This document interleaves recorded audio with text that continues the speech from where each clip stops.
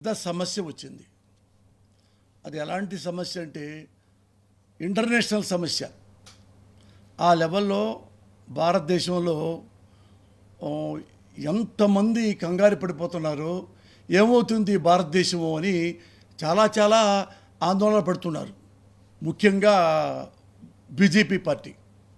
ఎందుకంటేనంట అమిత్ షా గారు ఒక వీడియో ఇస్తే ఆ వీడియోలో 2-3 ముక్కల్ని మాటలు మార్చేసి వేరే వాళ్ళు దాన్ని ఫేక్ వీడియోగా పెడితే అది మొత్తం దేశం తిరుగుతుంటే వాళ్ళు ఒక్కొక్కళ్ళు మన భారతదేశం మీద చైనా వాళ్ళు, పాకిస్తాన్ వాళ్ళు అందరూ ఒక్కసారి దాడి చేసి మన దేశాన్ని నాశనం చేస్తారేమో అన్నంత లెవెల్లో ఆఫ్టర్ ఆల్ ఒక్క ఫేక్ వీడియో కోసం మీడియా, అసలు నేషనల్ మీడియా అయితే గంటలు 6 గంటలు, 7 గంటలు, 10 గంటలు, 12 గంటలు ఈ లెవెల్లో దాన్ని చేస్తూ ఉన్నారు.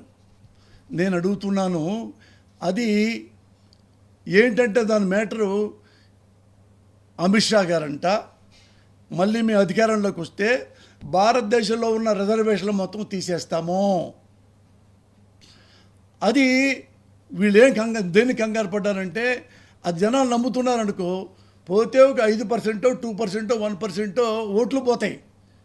బీజేపీ యాస్టీజ్ గెలుస్తుంది కదా, మోడీ గారు మళ్ళీ వస్తారని నమ్మకం మాకు కూడా ఉంది కదా. దానికి ఒక ఫేక్ వీడియోకి ఎంత వాల్యూ ఇచ్చారంటే అరే ఏమండి, ఒక్క ఫేక్ వీడియోకి ఉన్న విలువ ఒక రాష్ట్ర ముఖ్యమంత్రి ప్రాణానికి లేదా అండి? ఆంధ్రప్రదేశ్ రాష్ట్ర ముఖ్యమంత్రి జగన్మోహన్ రెడ్డికి ప్రాణం ఆ పార్టీ విలువ చేయదండి. ఫేక్ వీడియో విలువ సీఎం గారికి ప్రాణానికి తెలియదు.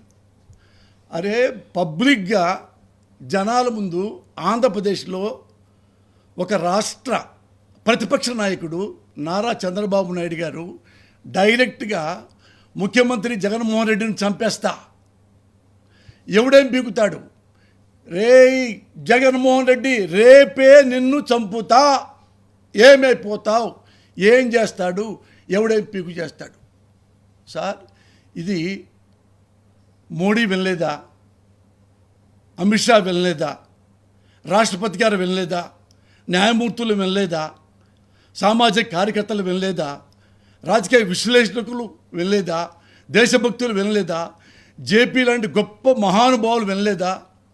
ఏమయ్యా, పబ్లిక్లోకి వచ్చి ఒక రాష్ట్ర ముఖ్యమంత్రిని రేపే నిన్ను చంపితే ఎవడు పీకుతాడు అంటే ఒక్కడన్నా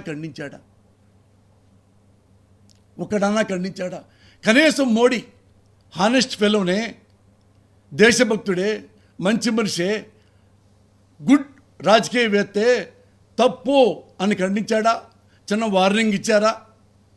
ముఖ్యమంత్రిని పబ్లిక్గా నువ్వు మర్డర్ చేస్తానని చెప్తావా, ఇతని మీద కేసు పెట్టండి చంద్రబాబు మీద అన్నారా? అన్నారు. బీజేపీ వాళ్ళు అనలేరు. ఎందుకు చెప్పంటారా? ఇప్పుడే నిన్నగాక మొన్న ఒక చిన్న పిల్లవాడు అమ్మ పొట్టలోంచి బయటకు వస్తాడే, అలాగా అంత ఫ్రెష్గా ఫస్ట్ టైము ఆయన టీడీపీ వదిలేసేసి బీజేపీలోకి చేరాడు. ఎవరు? నారా చంద్రబాబు నాయుడు. బీజేపీలో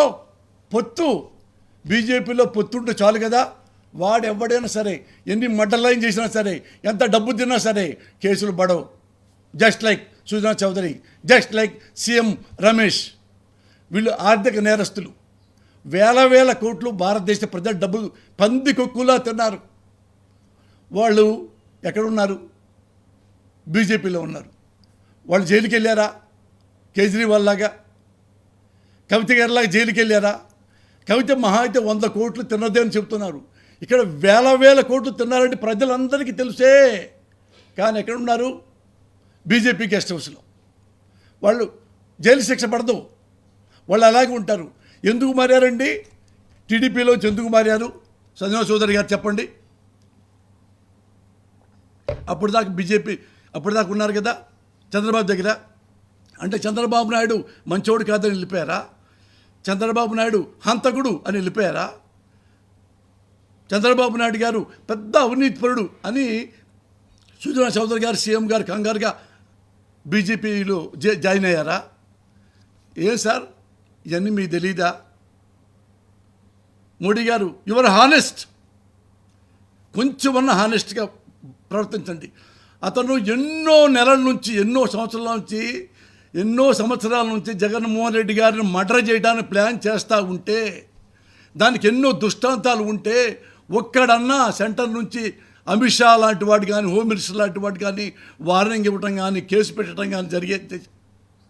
అరే అతను ఒకసారి దొంగ కేసులు పెట్టి జైలు పంపించారు.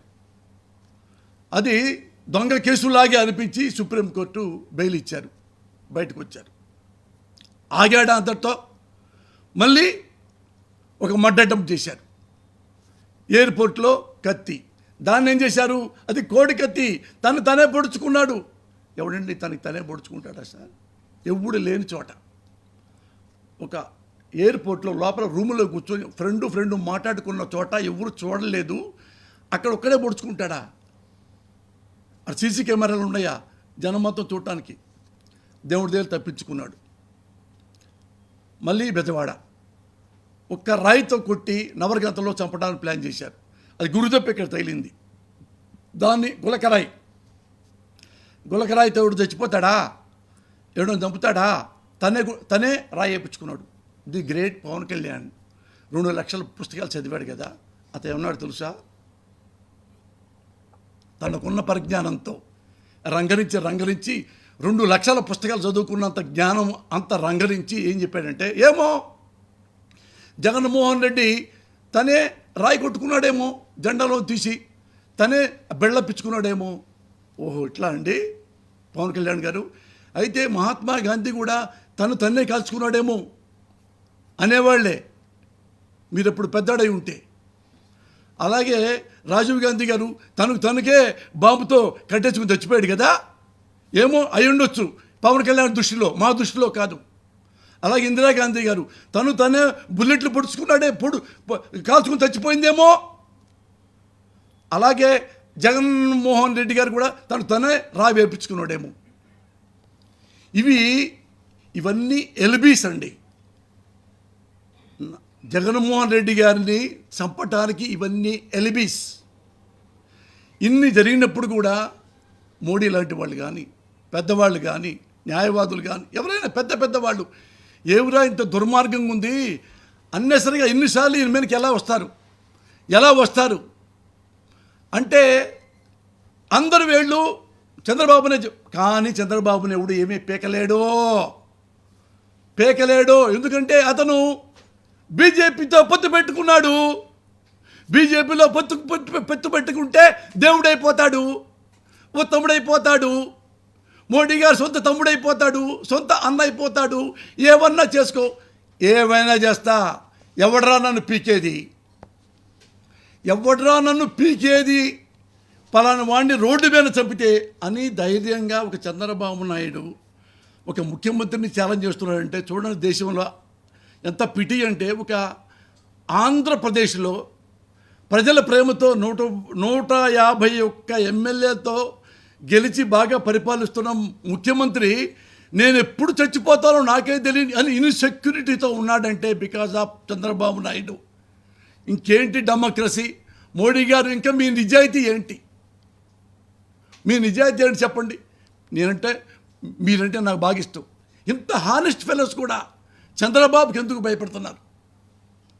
ఆయన వల్ల దేనికోసం? ఆఫ్టర్ ఆల్ 2 ఎంపీల కోసమా? ఇప్పుడు మీతో అతను పొత్తు పెట్టుకున్న తర్వాత ఏం చేస్తున్నారో తెలుసా? డైరెక్ట్ అయిపోయాడు. మీ అందరు తెలుగుదేశాన్ని అండగా ఉన్న రాళ్లతో కొట్టండి జగన్మోహన్ రెడ్డిని. నేను అనుకున్నాను జగన్మోహన్ రెడ్డిని మసి చేయండి, వాణ్ణి గ్లాస్ పగలగొట్టి ఆ గాజు ముక్కలతో గుండెలో పొడవండి. నేనున్నా. ఇది మించి అబోవ్ ఆల్ పరాకాష్ట ఏంటంటే పబ్లిక్లో చంద్రబాబు నాయుడు గారు, జగన్మోహన్ రెడ్డి రేపే నిన్ను చంపుతా, ఏమవుతుంది అంటే ఏం పీకుతావు? ఏమండి ఇంత పబ్లిక్గా రేపు డైరెక్ట్గా తల నరికేస్తాడు జగన్మోహన్ రెడ్డి గారిని. అడిగేది ఎవడు? ఒక 10,000 కోట్లు కొట్టేస్తాడు. 10,000 కోట్లు ఏ వ్యవస్థలు అవసరమో కొట్టి పారేస్తాడు. జనం ఏముంది 10 రోజులు 15 రోజుల్లో మనం మర్చిపోతారు అయ్యో పాపం అని. అప్పుడు తన కొడుకు సేఫ్. అసలు లెక్కలేదు. ఏం బీగుతారా పబ్లిక్లో చంపుతా జగన్మోహన్ రెడ్డిని. ఏం పీకారు? ఎన్టీ రామారావునే వెన్నుపోటు పొడిచా. నా వల్ల ఎన్టీ రామారావు చచ్చాడు. వాడిని చెప్పుతో కొట్టించా. నేను ముఖ్యమంత్రి అయ్యా. ఎవడు పీకాడు? ఎవడని అడిగాడు? అడగడు. ఎవడు అడిగాడు? సేమ్ ఇదే జగన్మోహన్ రెడ్డి పార్టీలో 23 మంది ఎమ్మెల్యేలని 100 కోట్లతో కొన్న ఎవడు పీకాడరా? ఎవడు అడిగాడరా నన్ను? అడగడు. వంగవీటి రంగాన్ని గొంతు కోసి సబ్బిచ్చా ప్లాన్ చేసి. ఎవడు పీక్కున్నాడు? ఎవడు కాపులు ఏం చేశారు నన్ను? ఏమీ చేయరు. చూసుకోండి. అదే కాపు ఉద్యమాన్ని ముద్రగడ పద్మనాభం సిన్సియర్గా ఏ ఉద్యమం తెలుసా? చాలామంది కొంతమంది తెలియకపోవచ్చు. ఈయన ఎలక్షన్లో గెలవటం కోసం 2014లో కాపుల దగ్గరికి వెళ్ళి కాపులకు దండం పెట్టి ముద్రగడ పద్మనాభం గారు దండం పెట్టి నన్ను మీ కాపులంతా నాకు ఓట్లేస్తే మీకు కాపు రిజర్వేషన్ మీకు ఇస్తాను అంటే పాపం అమాయకులు కాపులు తొందరగా నమ్ముతారు. పాపం అందరు క్లాప్స్ కొట్టేసేసి మనకు కాపు రిజర్వేషన్లు వస్తున్నాయి అని ఓట్లన్నీ వేశారు. ఇతను ముఖ్యమంత్రి అయ్యాడు. దగ్గర చంద్రబాబు నాయుడు అయ్యి ముద్రగడ్డ గారు అడిగారు, అయ్యా నెల అయింది, 2 నెలలు అయింది, 3 నెలలు అయింది, 6 నెలలు అయింది, కాపు రిజర్వేషన్ తొక్క పో చెయ్యను. అదేంటయ్యా మీరు చెప్పారు కదా పబ్లిక్లో 100 అంటాను పో. ఉద్యమం చేస్తే వెంటబడి కుట్టారు. కాపు యూత్ని జైల్లో పెట్టించాడు. ఈయనే కాపు కుర్రోళ్ళు ముద్రగడ పద్మనాభం గారు రైళ్లు తగలబెట్టారని డ్రామా ఆడిది దొంగ కేసులు పెట్టించి బొక్కలో పెట్టారు. ఎంత ఘోరంగా చేశారంటే ముద్రగడ పద్మనాభం గారిని ఆయన కుటుంబాన్ని మెడబెట్టి నెట్టి జైల్లో పడేశారు. తీసుకొచ్చి హాస్పిటల్లో పడేశారు. పట్టుకొచ్చి ది గ్రేట్ ముద్రగడ పద్మనాభాన్ని ఏం పీకారు అన్నాడు. ముద్రగడ పద్మనాభం ఏం పీకాడు? ఇంకేదో అప్పుడప్పుడు అరుతుంటే కొన్ని కోట్లు పక్కన పడేసి కాపు నాయకుడిని కాపులతోనే అమ్మనాబోతులు తిట్టించినంత క్లెవర్ చంద్రబాబు నాయుడు. ఇదే కాపు జాతి కోసం తన ప్రాణాలు బలిపెట్టాడు ముద్రగడ పద్మనాభం గారు. రంగా గారు చనిపోతే కన్నీళ్లు పెట్టుకొని అప్పుడు మంత్రి ముద్రగడ గారు మంత్రి పదవి రాజీనామా చేసి రైలెక్కి కేరళంపూడి వెళ్ళిపోయాడు. అలాంటి నమ్మకం ఉన్న నాయకుడు అతన్ని ఇదే చంద్రబాబు నాయుడు డబ్బులతో కాపుల చేతే మళ్ళీ కాపు చిన్న చోట నాయకుల చేతే ముద్రగడ పద్మనాభని అమ్మనాబుతులు తిట్టించాడు. ఇక నన్నెవడరా పీకేది? ఇవన్నీ సార్, ఇవన్నీ తెలియదా? కేంద్రానికి తెలీదా? తెలుసు కానీ భయం. ఎందుకో తెలుసా? మోడీ నా జోలికి వచ్చావా? ఒకసారి వచ్చావు, అవినీతి పరుని అన్నావు. ఏం చేశాను నిన్ను? మోడీ కేడి, నీ పెళ్ళామేంటి, నా పెళ్ళామేంటి? నువ్వు 2000 ముస్లిం సోదరుని చంపావు అన్ని అబద్ధం ఆడా. నువ్వు భయపడిపోయావు. అందుకని నా జోలికి రాడు. ఇంకేం చేశాను తెలుసా? నువ్వు నన్ను అవినీతి పరుడు అంటావు అని చెప్పేసి కర్ణాటక కాంగ్రెస్కి కొన్ని వేల కోట్ల హవాలా ద్వారా పంపించాడు. బీజేపీని ఓడించాడు.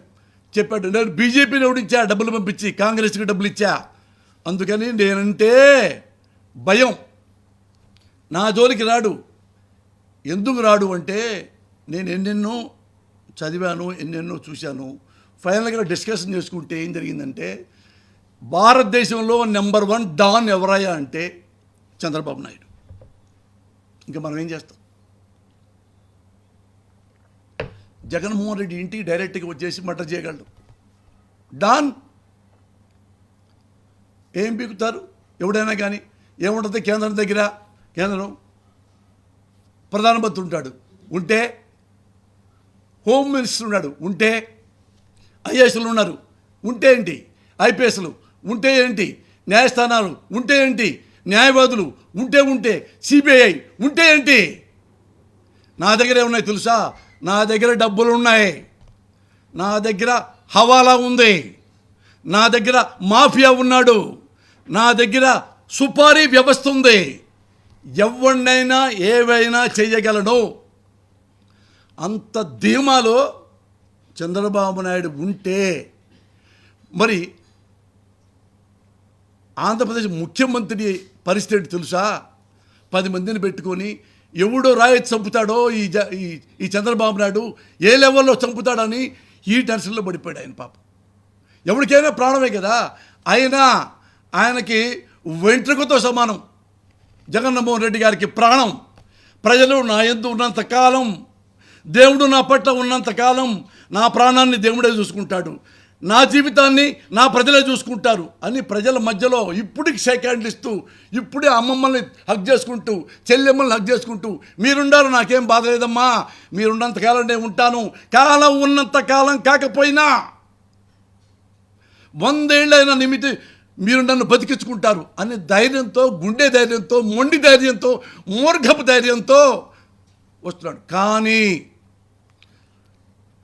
జగన్మోహన్ రెడ్డి గారిని చంపటం డెడ్ ఈజీ. ఈరోజు డెడ్ ఈజీ చంద్రబాబు నాయుడు గారికి. పాతయన్ని మీరు చూశారు కదా, పాతయన్ని మీరు చూశారు. ఎలా ఎంతమంది చంపాడో, ఎంతమంది ఎరాడికేట్ చేస్తాడో. ఇప్పుడు మరి ఎవరు కాపాడతారు? మోడీ వాళ్ళు.